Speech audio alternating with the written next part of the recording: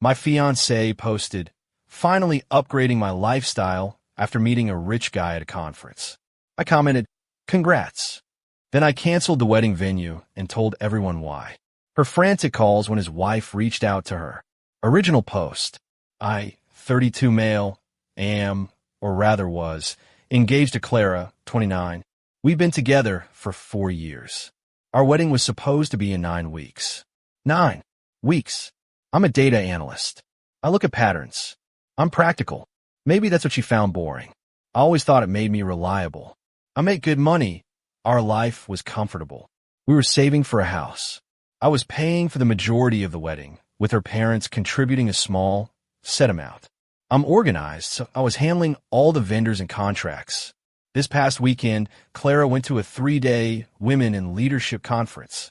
She's in marketing, and her company paid for it. I was supportive. Genuinely. I drove her to the airport. We were texting like normal.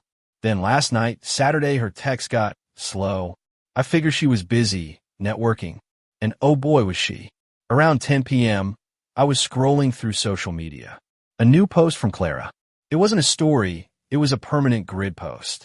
The picture, her, clinking a champagne flute with some guy I'd never seen. He was older, maybe mid-40s, wearing a watch that probably cost more than my car. They were on a rooftop bar, city lights behind them. She was glowing in a way I hadn't seen in a while. But the picture wasn't the gut punch. The caption was, Clara understands her living, finally upgrading my lifestyle. Winking face, so amazing to connect with people who see your worth. Hashtag New Horizons, hashtag networking, hashtag worth, hashtag upgrade. I stared at it. Upgrading my lifestyle. She wasn't talking about a new job. She was talking about him, the guy in the photo. And I was the lifestyle she was upgrading from. The winking emoji. She was proud of it. I felt cold. Not hot, not angry. Just ice cold. My hands were perfectly steady. The last 4 years clicked into place. The little complaints about my safe car. The size when I suggested a local vacation instead of an international one. The networking she was doing. I opened the comments. Her friends are already there. Yes, girl, get it. Who is he? Eyes. That's a serious watch. Fire. I typed one word and hit post. My underscore username. Congrats. Her friends went silent. One of them deleted their comment. Clara must have gotten the notification instantly because my phone lit up with her text. Clara, what does that mean? Clara, why would you comment that? Clara, it's just a networking joke. I didn't reply. A joke, right? I turned off my phone. I opened my laptop. I pulled up the wedding folder on my desktop, the one with all the contracts. I was the only one on them. My name. My credit card on file for all the deposits. Practicality. 10:17 p.m. I called the 24-hour line for our venue, the Gilded Lily. It went to their night manager. I explained I needed to cancel. He said I'd forfeit the $5,000 non-refundable deposit. I understand, I said. Please cancel it. Send me a confirmation email immediately. Sir, are you sure? We can't rebook on such short notice. I am 100% sure. Cancel it. The email arrived at 10:19 p.m. Status. Canceled. 10:20 p.m. I emailed Seasons Catering. I found a cancellation clause in the PDF. 60+ days out. I only lose the $1,000 deposit. Subject. Cancellation. Event number 4512. My name / Clara. Body. Per Section 4A of our contract, I am hereby canceling our event for date. I understand this forfeits the $1,000 deposit. Please confirm receipt. 10:24 p.m. Emailed Momentum Photography. Same deal. Lost the $750 deposit. 10:28 p.m. Emailed the band, the Nightcaps. Lost the $500 deposit. Total damage, $7,250. I put that figure into a new spreadsheet. Title, Clara Tax. I wasn't done. The guests. We have 150 people invited. Save the dates went out. People were booking flights. It would be cruel to let them find out through the grapevine.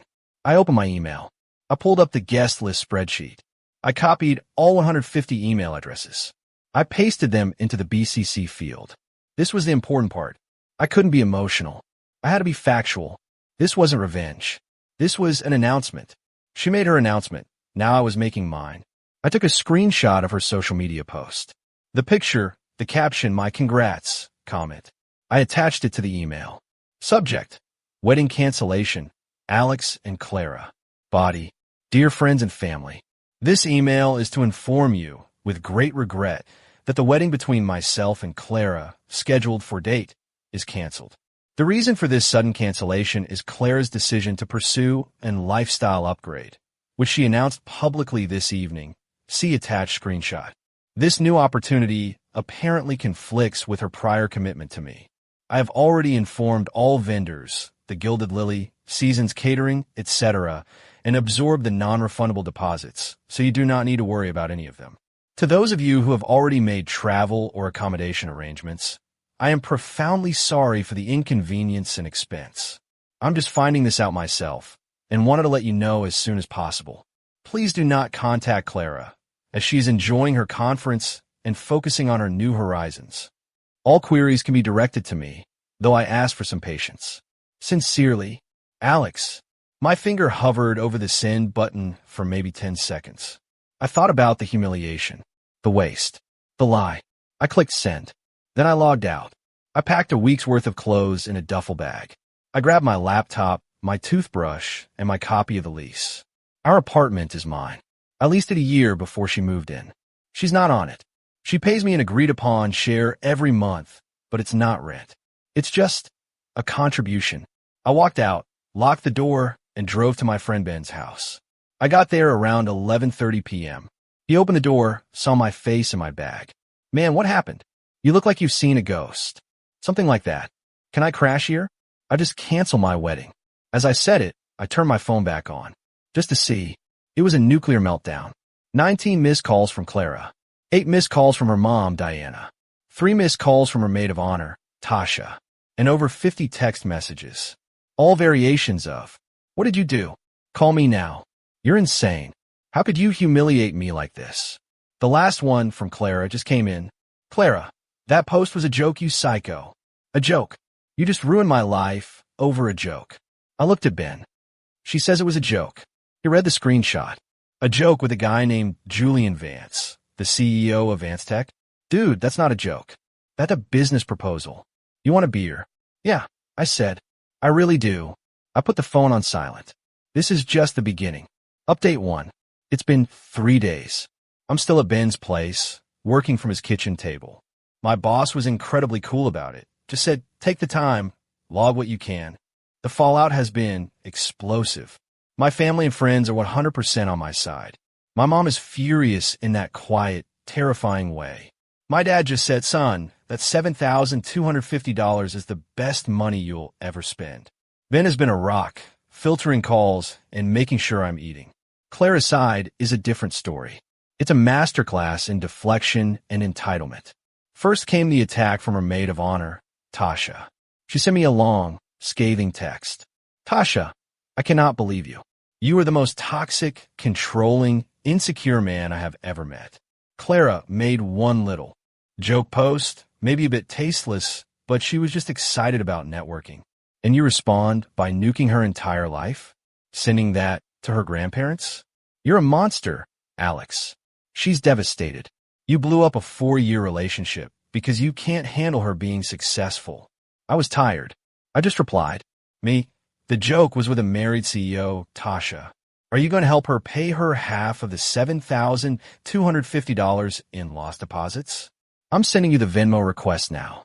She blocked me, but I did send a request for $3,625 to both her and Clara. It's just sitting there pending. Then came Clara's mom, Diana. She didn't text. She called Ben's phone. Clara must have given her the number.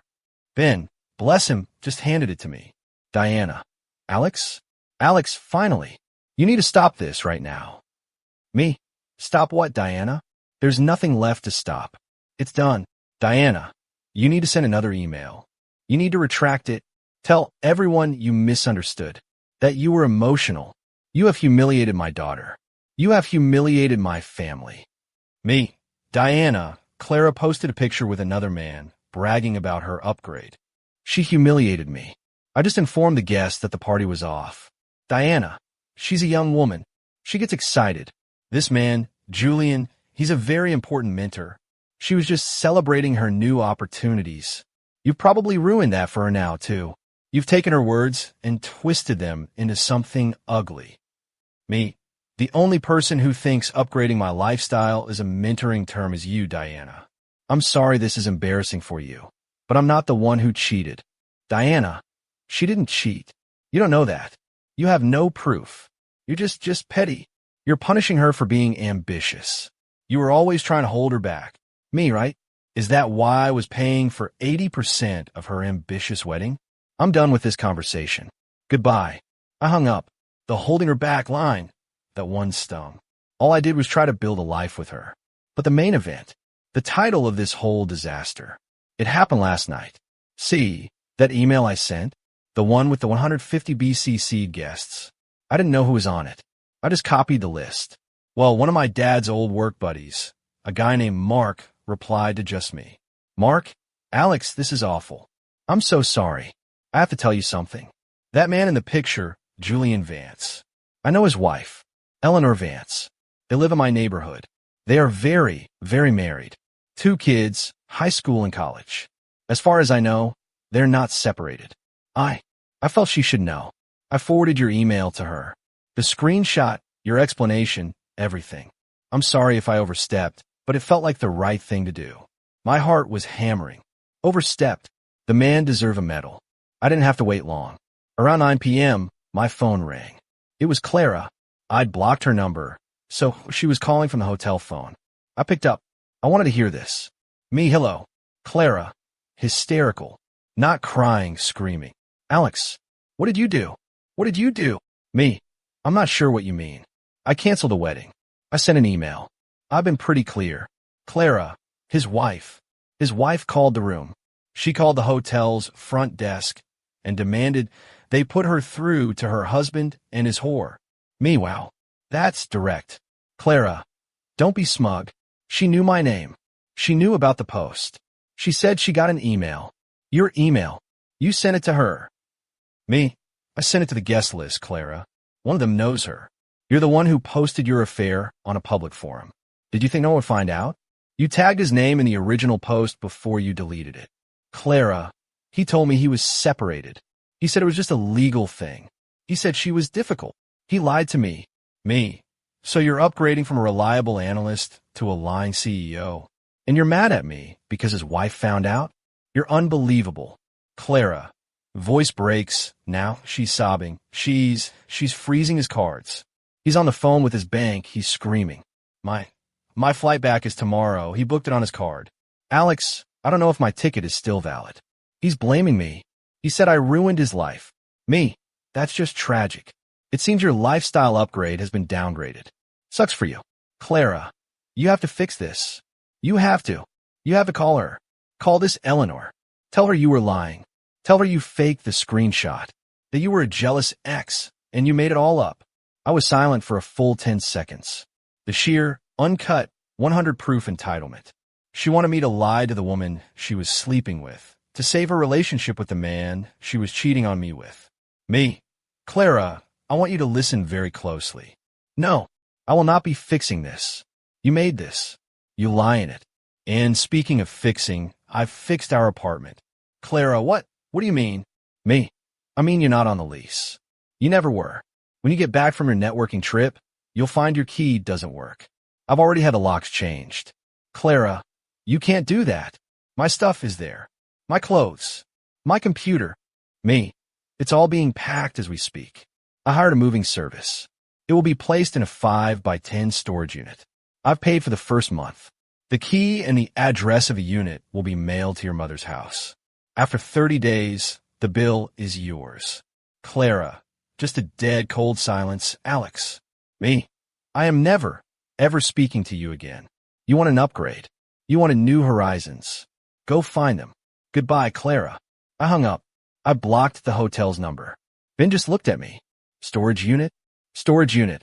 I confirmed. It's the practical solution. He nodded. Man, that's cold. And kind of beautiful. I don't feel beautiful. I feel empty. But I also feel free. Now I just have to deal with the inevitable arrival of her and her mother at my door. Final update. It's been a month. The dust has settled, but not before one last, massive mushroom cloud of entitlement. I got back to my apartment about a week after the last update. The movers had done their job. The place felt sterile. All her little knickknacks, her 50 throw pillows, her scented candles gone. It was just my stuff again. It was quiet. I spent the first night just sitting in silence. It was both awful and a huge relief. The confrontation I was expecting happened 3 days after I got back. The intercom buzzed. I looked at the camera. Clara and her mother, Diana. They looked terrible. Clara's eyes were puffy. Diana looked like she'd aged 10 years. I pressed the talk button. Me, you're not supposed to be here. This is trespassing. Diana, shoving her face at the camera. Alex, listen, you can't just throw her out on the street. This is inhumane. Me, she's not on the street. Her belongings are safe and insured in a climate-controlled storage unit. The key was delivered to your mailbox via certified mail 3 days ago. I have the receipt. Clara, pushing past her mom, sobbing. Alex, please. Just let me in. We need to talk. Just 5 minutes. Me, we have nothing to talk about, Clara. I told you everything in our last call. Clara, I made a mistake. A horrible, horrible mistake. You were right. He was a liar. He cut me off. He left me at the conference. I had to buy my own ticket home on a credit card. His wife she's a shark. He's blaming me for everything. I have nowhere to go. My mom's. I can't stay there. Please. I love you. I only ever loved you. The desperation was rolling off her. The upgrade had been foreclosed on. Me, you didn't make a mistake, Clara. You made a choice. You bet our entire 4-year relationship on a weekend with a rich guy. You gambled and you lost. Spectacularly. That's not a mistake. That's just you being a bad gambler. Diana, how dare you? After everything she's done for you. After she supported you in your boring life. You owe her. You owe her for the humiliation you caused her. You owe her a soft landing. Me owe her? I'm out $7,250 in non-refundable deposits. We can call that the humiliation fee. I sent you the Venmo request for your half, Clara. It's still pending. Clara, I'll pay you back. I swear. I'll get a job. I'll pay you. Just let me come home. Please, Alex. It's cold out here. Don't do this to me. It was, for the record, a very pleasant 65 degrees. Me, no. The answer is no. This is my apartment. You're not my fiancé. You're not my problem. You and your mother need to leave the property. If you buzz again, or if you're still in the lobby in 3 minutes, I am calling the police. I let go of the talk button. I watched them on the camera. Diana was livid. She was yelling at the call box. Clara just crumpled. She sat on the steps and did the full-body, ugly cry. Diana tried to pull her up. It was pathetic. After a few more minutes of Diana jabbing the button, I ignored it. They finally left. That was the last time I saw them. Now, for the consequences. The justice part. It's not as clean as you'd think, but it's final. On Julian, Eleanor Vance, his wife, is a shark. My dad's friend Mark gave me the update. The email I sent with the screenshot was the final, irrefutable proof she needed to trigger a very aggressive infidelity clause in their prenup. Julian is losing his primary residence, a huge chunk of his stock options, and his reputation. He's been forced to take a leave of absence from his own company. He's toxic. On Clara, this is the big one. She did lose her job, but not because I called them. I didn't have to. Her company was a sponsor of the Women in Leadership Conference. Her social media post, which tagged the conference, was seen by her bosses. The scandal of her networking with the CEO of another major sponsor and the subsequent explosion, Eleanor's lawyers are loud and made calls to both companies, made Clara a massive radioactive liability. They fired her for cause, citing a breach of their social media policy and conduct unbecoming a representative of the company. So, Clara is now unemployed. She's living in her childhood bedroom at her parents' house. Her upgrade is a twin bed and her mom's cooking. Tasha and her other friends have apparently ghosted her. Nobody wants to be associated with that level of mess. I'm me. I'm not a hero. I'm just a guy who dodged a missile. I am taking her to small claims court for the $3,625. It's not about the money anymore. It's about the spreadsheet. It's the principle. The Clara tax must be paid. My lawyer, who I hired for this, says it's a slam dunk case. She'll probably never pay, but a judgment against her will follow her around. Emotionally, I'm okay. I'm in therapy. It's weird to mourn a relationship that ended because the other person was just awful. You're not just sad, you're embarrassed. I'm not dating. I'm not living my best life. I'm just living. I'm reading more. I'm seeing my friends. I'm relearning what my apartment feels like. It's nice not to have 50 throw pillows on the bed. I feel like I got out of 4-year-long fog. The upgrade comment was the cruelest, but also kindest thing she ever did for me. She told me the truth in a way I couldn't ignore. She wanted to upgrade her lifestyle. Instead, she upgraded mine. I'm just sad it cost me $7,250 to find out. Thanks for letting me vent. I'm done with this.